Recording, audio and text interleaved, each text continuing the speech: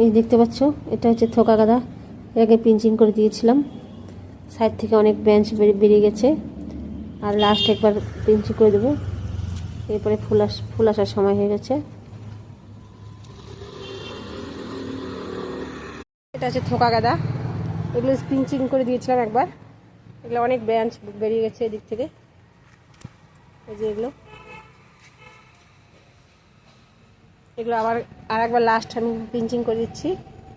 এরপরে আর করবো না, এরপরে ফুল আসার সময় হয়ে যাবে, তখন আর করবো না এগুলো।